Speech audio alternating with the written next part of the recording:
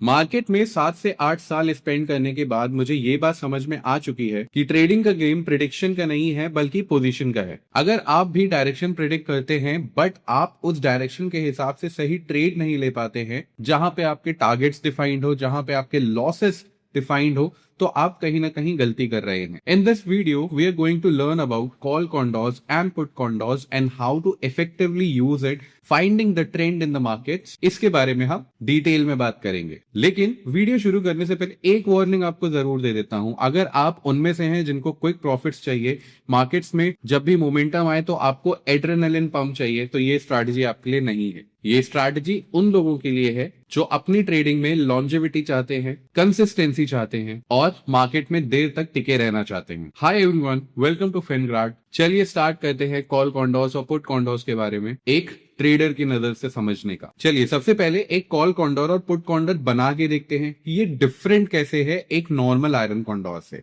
तो अगर हमें एक नॉर्मल आयरन कॉन्डोर बनाना है तो हम क्या करते हैं, एक दूर का पुट सेल करते हैं, एक दूर का कॉल सेल करते हैं और उनसे आगे जाके हम हेजेस बाय कर लेते हैं। राइट, उनसे आगे जाके हम क्या कर लेते हैं, हेजेस बाय कर लेते हैं इक्विडिस्टेंट पे। तो ये एक तरह से आयरन कॉन्डोर हो जाता है। यहां आपको रेंज बहुत छोटी दिख रही है, तो आप अपने पुट और कॉल लेग्स को थोड़ा आगे की साइड भी शिफ्ट कर सकते हैं ताकि आपका आयरन कॉन्डोर एक हाई प्रोबेबिलिटी ट्रेडिंग सेटअप बन जाए। ठीक है, तो आइए एक हाई प्रोबेबिलिटी आयरन कॉन्डोर बना के देखते हैं जो आप लोगों ने अक्सर अपने अकाउंट में डिप्लॉय किए होंगे। राइट, कुछ इस तरह के आयरन कॉन्डोर्स आपने अभी तक डिप्लॉय करे होंगे, जिसमें क्या है कि आपने दूर का कॉल एंड पुट भी बेच रखा है और उनके बाहर के आपने हेजेस बाय कर रखे हैं, जहां पे आपको एक रेंज का बेनिफिट मिलता है और मार्केट अगर उस रेंज में एक्सपायर हो जाता है तो आपको बड़े प्रॉफिट्स होते हैं। But at the same time अगर मार्केट रेंज के बाहर निकल जाता है, बहुत ज्यादा वॉलेटाइल हो जाते हैं, मार्केट में बहुत ज्यादा स्पाइक्स आते हैं, कोई गैप अप्स या गैप डाउन्स होते हैं जो अभी हो रहे हैं, तो यहाँ पे आपको बहुत ज्यादा पेन देखने को मिलता है। यहाँ पे स्पेसिफिकली आपको फोकस करना है कि कॉल एंड पुट दोनों के लेग्स का यूज हो रहा है, मतलब दोनों लेग्स यूटिलाइज हो रहे हैं। बट जब हम बात करते हैं एक कॉल कॉन्डोर की या पुट कॉन्डोर की, तो हम केवल कॉल के लेग्स या फिर केवल पुट के लेग्स का यूज करके ही एक आयरन कॉन्डोर बनाते हैं। सपोज हमें कॉल कॉन्डोर बनाना है तो हम क्या करेंगे, कॉल के ही लेग्स को सेल करेंगे। ठीक है, कॉल के ही लेग्स को सेल करेंगे और उनसे फर्दर जाके हम ओटीएम में बाइंग कर लेंगे। तो यहाँ पे आप क्या देख रहे हैं कि आयरन कॉन्डोर जैसा स्ट्रक्चर है, लेकिन केवल और केवल कॉल के लेग्स हमने यूज करे हैं। लाइकवाइज आप पुट के लिए भी कर सकते हैं। अगर आप यहाँ पे सारे लेग्स को चेंज कर दो पुट में, तब भी एक आयरन कॉन्डोर बन जाता है, जिसे हम कहते हैं एक पुट कॉन्डोर। बट अगर हम बात करते हैं कि व्हाट इज द डिफरेंस कि हमको कब कौन सा कॉन्डोर यूज करना चाहिए, तो अब ये सबसे ज्यादा इंपॉर्टेंट पॉइंट होगा आपके लिए समझने का। क्योंकि अगर हम मार्केट्स को न्यूट्रल बायसनेस के साथ ट्रेड कर रहे हैं, तब तो हम नॉर्मल आयरन कॉन्डोर भी प्लॉट कर सकते थे।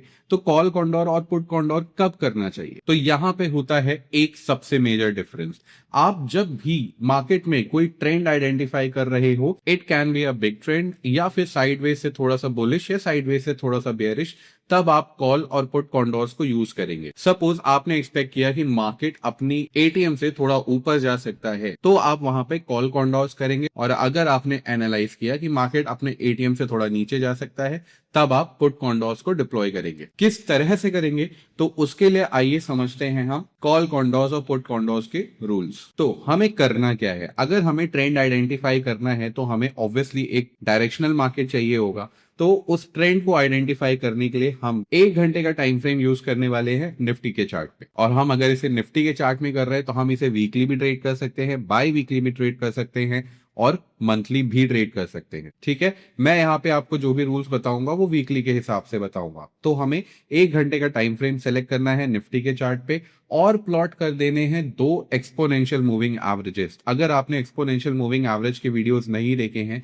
इस चैनल पे आप पुराने वीडियोस देख सकते हो मेरे, जहां पे एक्सपोनेंशियल मूविंग एवरेज के ऊपर एक डिटेल्ड वीडियो बनाया है, ये क्या होता है, कैसे यूज करना है। प्लस अगर हम 2 एक्सपोनेंशियल मूविंग एवरेजेस का यूज कर रहे हैं, अगर इनकी वैल्यूज अलग हैं तो आपको इनके बीच में जो कोरिलेशन देखने को मिलेगा वो होगा क्रॉसओवर का। तो हम यहाँ पे ट्रेड बनाएंगे अपने गोल्डन और डेथ क्रॉसओवर के ऊपर, इसलिए वो वीडियो एक बार जरूर चेकआउट करिएगा, आपको उससे मार्केट में ट्रेंड आइडेंटिफाई करने में काफी हेल्प मिलेगी। तो अब हमें करना क्या है, हम अगर क्रॉसओवर्स के ऊपर ट्रेड कर रहे हैं तो कहीं ना कहीं जब हमें क्रॉसओवर दिखेगा हम उस अकॉर्डेंस में अपनी पोजीशंस इनिशिएट करेंगे। If the price is trading above 21 EMA and 55 EMA तो मार्केट का बायसनेस हमेशा बुलिश होगा, तो हमको कॉल साइड के कॉन्डोर्स क्रिएट करने हैं। बट वहीं पे अगर प्राइस 21 EMA और 55 EMA के नीचे ट्रेड हो रहा होगा तो हमको बेयर कॉन्डोर्स इनिशिएट करने हैं। ठीक है, तो दो चीजें हमेशा याद रखिएगा, या तो क्रॉसओवर हम तब अपने ट्रेड को इनिशिएट करेंगे,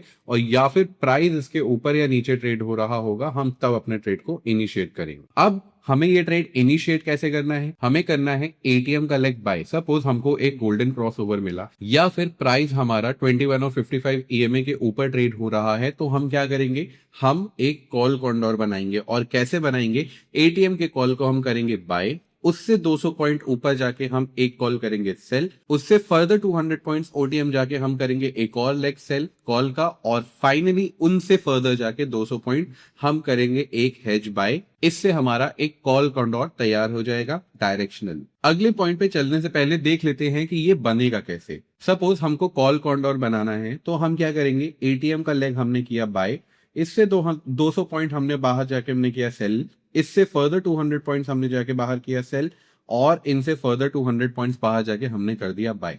तो ये हमारा एक कॉल कॉन्डोर तैयार हो गया। अब आप यहाँ पे क्या देख रहे हो, आपका एक सर्टेन मैक्स लॉस है, अराउंड 1 लाख का कैपिटल आपको इसमें लगने वाला है, तो आपका 4% के आसपास का मैक्स लॉस हो गया, और 9000 का आपका मैक्सिमम प्रॉफिट है। लेकिन ये 4000 का लॉस हमें कभी लेना नहीं है। और ये लॉस हम कैसे बचाएंगे, adjust when you see 50% off the max loss on your screen if the trade goes against you. अगर हमारा एनालिसिस है कि मार्केट ऊपर जाने वाला है, बट अगर मार्केट ऊपर नहीं गया, मार्केट रिवर्स कर गया, तो जब आपको यहां पे अराउंड 2000 का लॉस देखने को मिलेगा, तब आप क्या करोगे, अपने ट्रेड में एडजस्टमेंट करोगे, वरना अपने ट्रेड को वैसे ही चलने दोगे। और वो एडजस्टमेंट क्या होने वाले हैं, आपको सपोज मार्केट नीचे जा रहा है, जो आपका सेकेंड कॉल लेग है, जो दूर का कॉल लेग है जो आपने सेल किया है, उसे आपको बुक करके on you first sold call leg पे शिफ्ट कर देना है। यस, हम अपने आयरन कॉन्डोर को अब एक रेशियो स्प्रेड में कन्वर्ट कर देंगे और अपने ट्रेड को एक्सपायर होने देंगे। ठीक है, लाइकवाइज अगर मार्केट मेरे अपसाइड के ओटीएम की रेंज के बाहर निकल जाता है, तब भी हम यही करेंगे। जैसे अगर ये मार्केट हमारा 24,340 के ऊपर निकल के जाता है, तो हमको क्या करना है, जो हमारा फर्स्ट सोल्ड कॉल लेग है 24,000 का कॉल, उसको हम बुक करके 24,200 पे शिफ्ट कर देंगे। ठीक है, और इसे एक रेशियो स्प्रेड में कन्वर्ट कर देंगे।